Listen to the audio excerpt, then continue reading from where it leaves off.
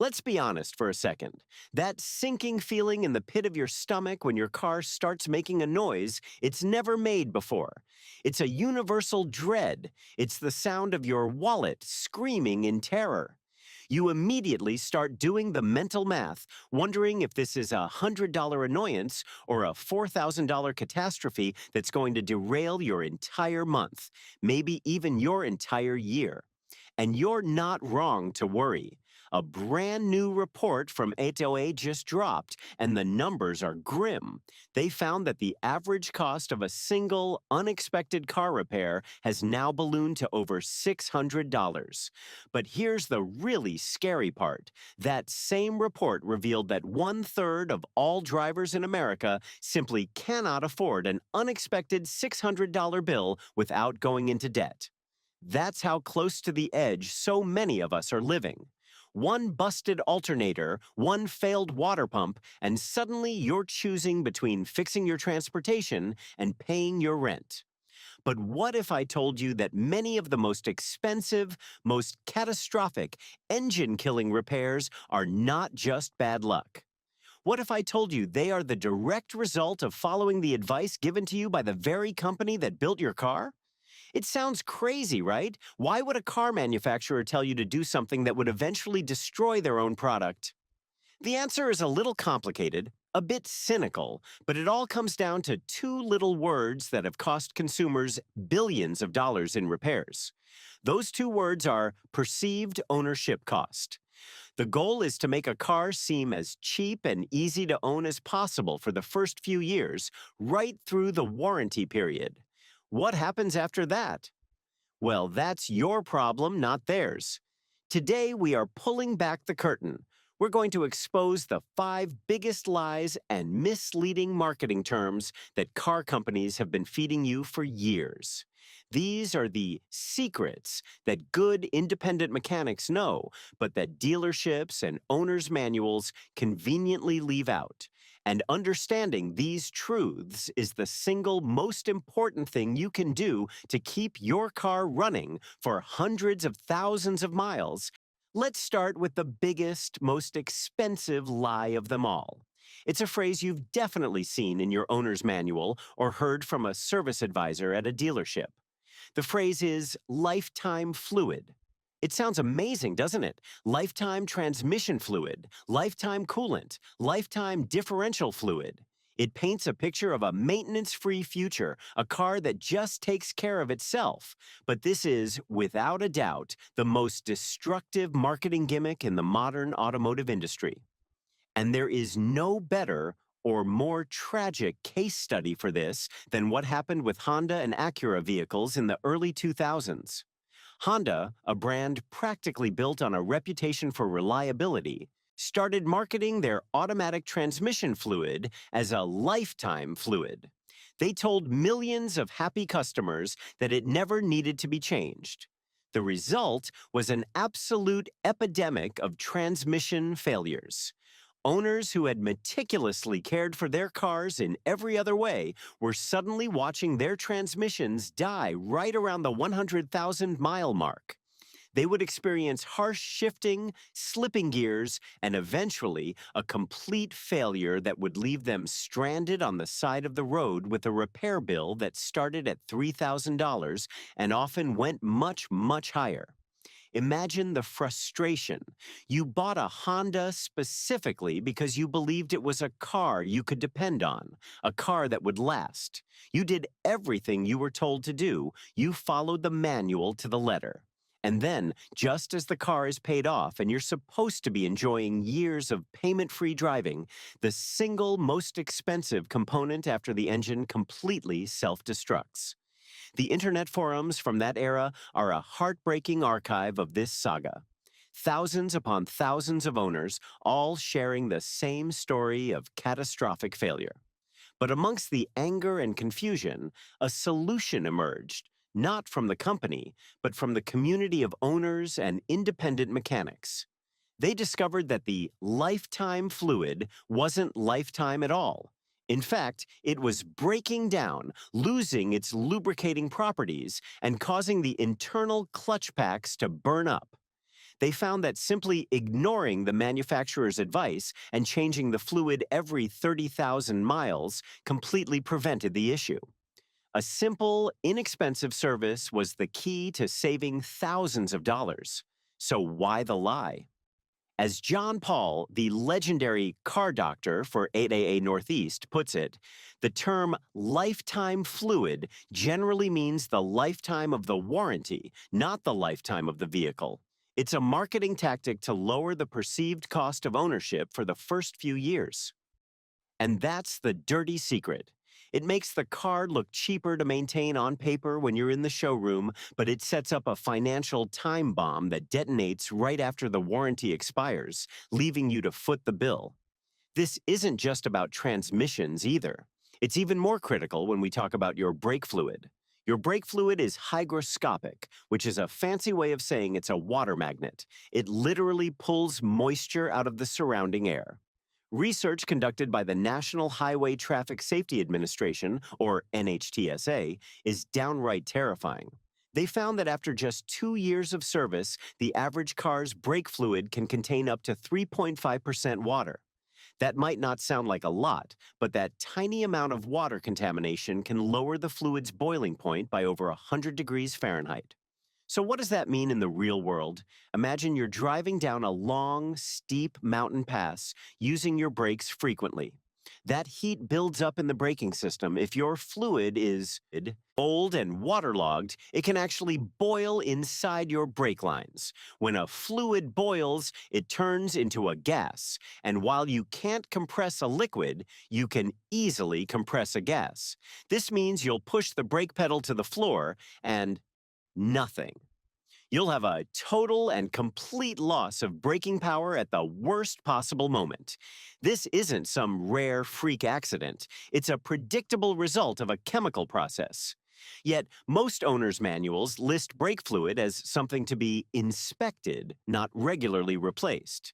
This is a catastrophic failure waiting to happen, all because the term lifetime sounds better than replace every 2 to 3 years. The same logic applies to your coolant, which over time loses its anti-corrosive properties and can literally become acidic, eating your engine, radiator, and water pump from the inside out. Don't ever fall for the lifetime lie. Your transmission, brake, and cooling systems need fresh fluids on a regular basis, no matter what the marketing department says. Now, that brings us to the second big lie, and it's closely related to the first. It's the myth of the 10,000-mile oil change. For decades, the gold standard was changing your oil every 3,000 miles. Then, as engine technology and oil chemistry improved, that number started to creep up, first to 5,000 miles, then 7,500. Now, it's incredibly common for car manufacturers to recommend oil change intervals of 10,000, 15,000, or in some cases, even 20,000 miles. They proudly advertise this as a major selling point. Look how advanced our engines are. You'll save so much time and money on maintenance. And on the surface, it makes sense. Modern synthetic oils are incredibly advanced lubricants, far superior to the oils of the past. But once again, this is a dangerous oversimplification that ignores how real people actually drive their cars. Tucked away in the fine print of your owner's manual is a section that almost everyone ignores. It's usually called the Severe Service Schedule, or Special Operating Conditions. And when you read the description of what constitutes severe service, you'll probably have a moment of shocking self-recognition. It typically includes frequent short trips of less than 5 miles, extensive idling in stop-and-go traffic, driving in dusty conditions, or driving in extremely hot or cold weather. Does that sound like your daily commute? For the vast majority of people living in cities and suburbs, that's not severe driving, that's just driving. That's life. Yet the manufacturer's big, splashy advertising is based on the normal schedule, which assumes long, gentle highway cruises at a steady speed. As Mike Mavridgen, the longtime editor of Auto Service Professional magazine, states, engine oil today is vastly superior to oil from 30 years ago, but the laws of physics haven't changed. Shorter trips, stop-and-go traffic, and turbochargers create intense stress. Ignoring the severe service schedule for oil changes, which applies to most drivers, is the fastest way to kill a modern engine. Here's why. When you take a lot of short trips, your engine oil never gets hot enough for long enough to burn off the condensation and fuel contaminants that accumulate within it. That water and raw fuel dilutes the oil, compromises its viscosity, and turns it into a corrosive sludge that gums up the tiny, intricate oil passages that modern engines rely on. This problem is magnified tenfold in today's popular turbocharged engines. A turbocharger can spin at over 200,000 RPM and reach temperatures that would make molten lava blush. It relies on a constant, clean supply of high-quality oil to both lubricate and cool it. Starve it of that clean oil or feed it a diet of sludgy, diluted oil, and you will cook it to death. It's no coincidence that industry data shows poor oil maintenance habits are responsible for the failure of nearly 90% of all turbochargers. That is a multi-thousand-dollar repair caused by trying to save a few bucks stretching an oil change. The 10,000-mile oil change interval is a marketing number, not an engineering reality for the average driver. The third lie is more of a sin of omission. It's the way manufacturers downplay the importance of small, cheap maintenance items, letting you believe they're no big deal until they cause a massive, cascading failure of far more expensive parts. The poster child for this is the humble spark plug. For most cars, a set of new spark plugs costs less than $100, and many people think of them only in terms of performance or fuel economy. And it's true, worn-out spark plugs can absolutely wreck your gas mileage, sometimes lowering it by as much as 30%. But that's not the real danger. The real danger is the chain reaction that a worn-out spark plug sets in motion. According to the massive automotive repair database CarMD, the single most common reason for a check engine light to come on is a code for replace catalytic converter. This is a repair that routinely costs over $1,300. And what many people don't realize is that this incredibly expensive failure is often the direct, predictable result of neglecting those cheap little spark plugs. Here's how it happens.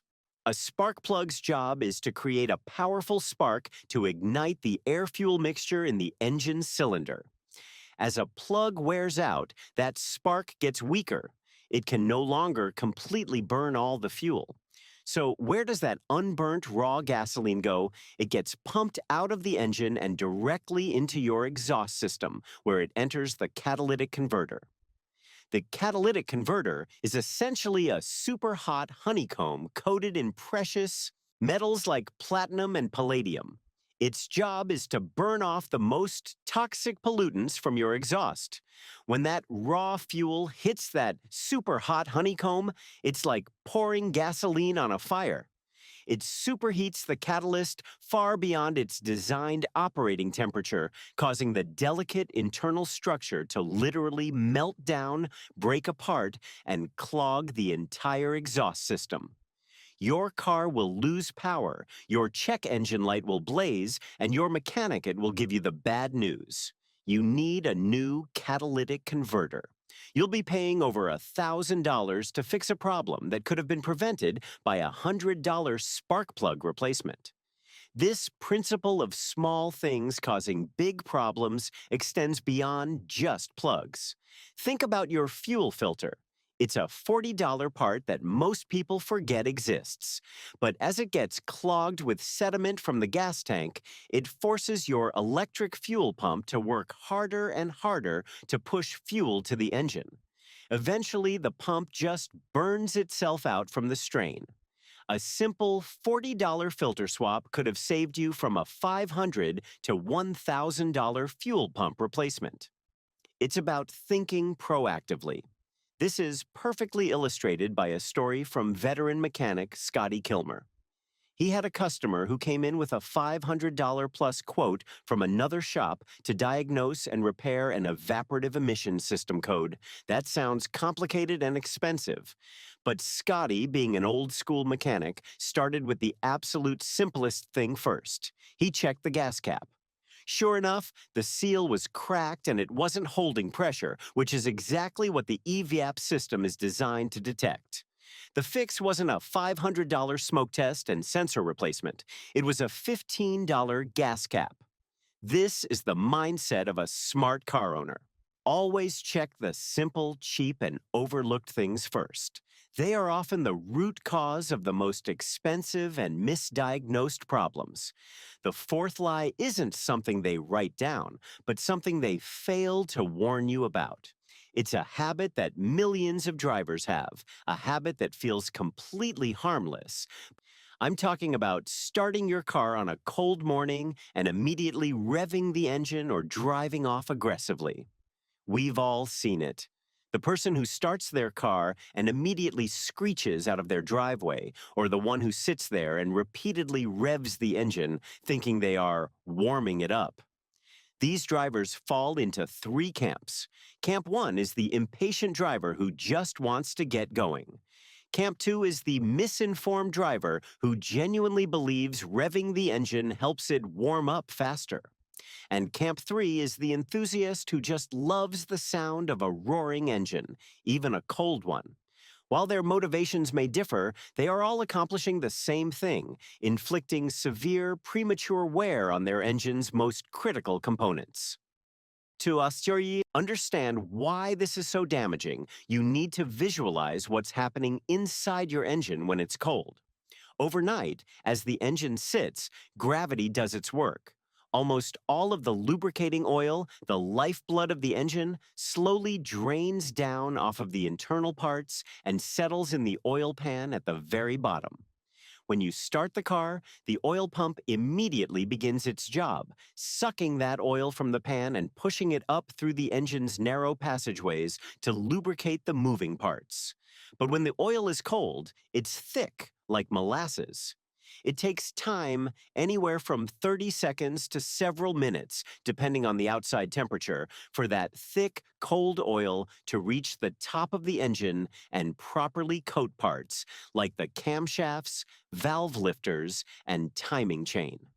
If you rev the engine hard during this critical window, you are forcing those parts to move at thousands of revolutions per minute with little to no protective film of oil. You are creating direct metal-on-metal contact. It's the equivalent of waking up from a deep sleep and immediately sprinting at full speed before you've had a chance to even stretch or get your blood flowing. You would inevitably pull a muscle or injure yourself. The same thing is happening inside your engine. This metal-on-metal contact creates microscopic scratches and scoring on bearing surfaces and camshaft lobes. You won't hear it. You won't feel it. There's no warning light. But every single time you do it, you are causing a tiny amount of permanent, cumulative damage.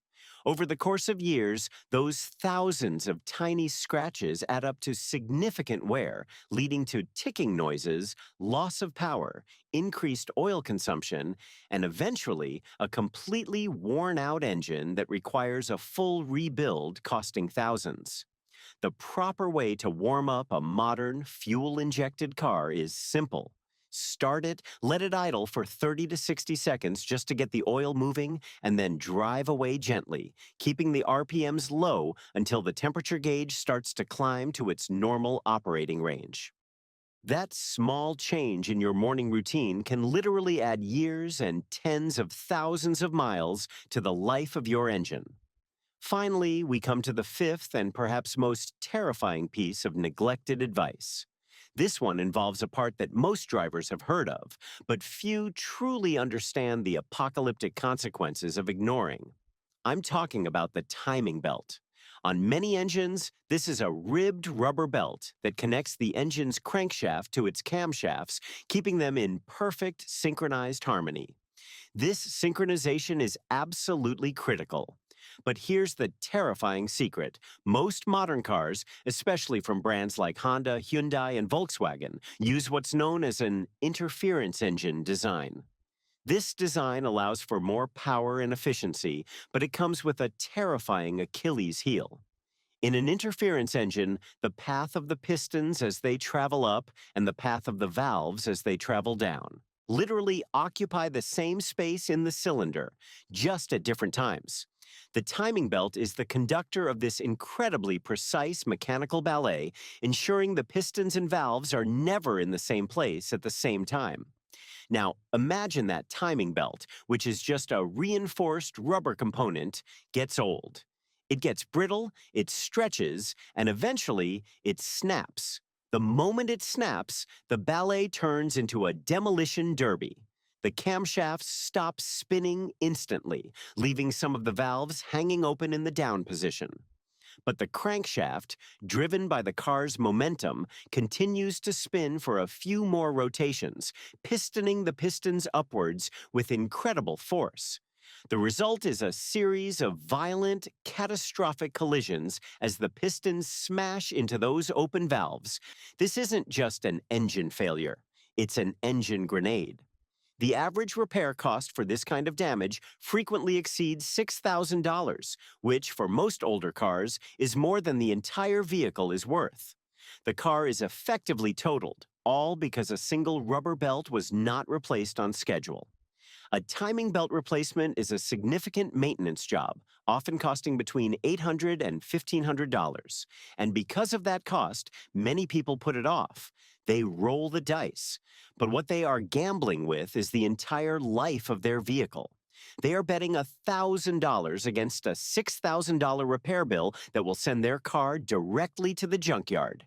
This is the ultimate example of preventative maintenance. You must treat your car's timing belt replacement interval not as a suggestion, but as an absolute, non-negotiable deadline.